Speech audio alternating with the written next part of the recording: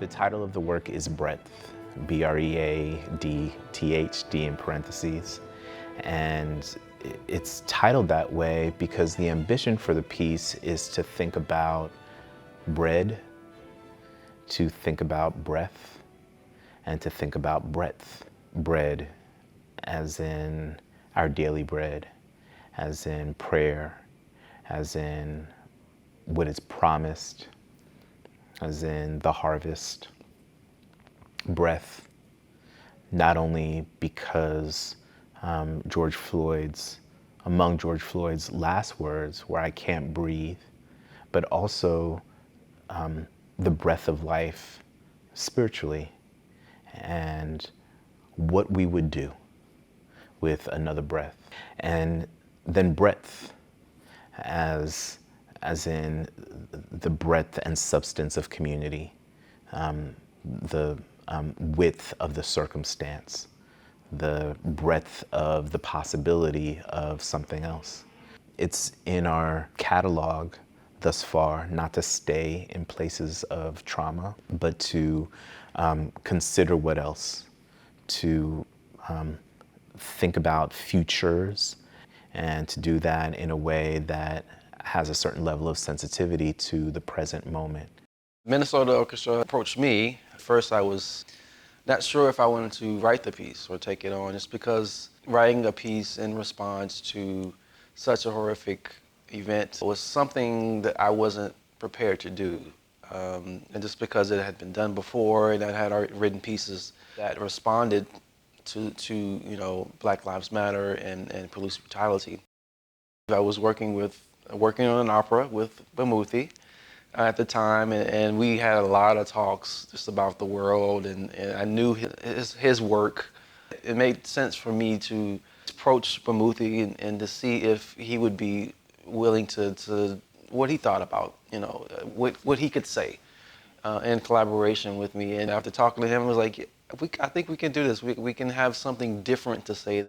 Carlos has like a really beautiful sense of adventure and creativity and restlessness that's exciting to work with. My work is as grounded, I think, in poetic space as it is in political space.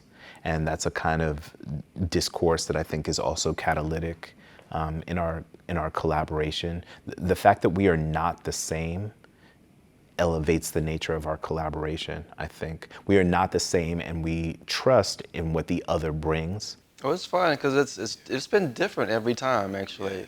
Sometimes I'll come with an idea at the beginning, and sometimes he'll come with an idea, and it's the back and forth. And during the process, it's just that, a back and forth. And sometimes I give way to his ideas. Sometimes it's just the opposite. And it's always in service to the piece. There isn't a lot of ego. There's a little bit, but at the end of the day, it's about the message and the story and how it gets told. I may send them some ideas, musical ideas that will hopefully help spark some words, or just the opposite. And he'll send me some words, and I'll play with the words. Musically, I play piano under the words and see what it feels like a film score, if you will. Or I actually may go in and they may move a word to a different place, or change a sentence, or something like that, and maybe actually to rewrite it.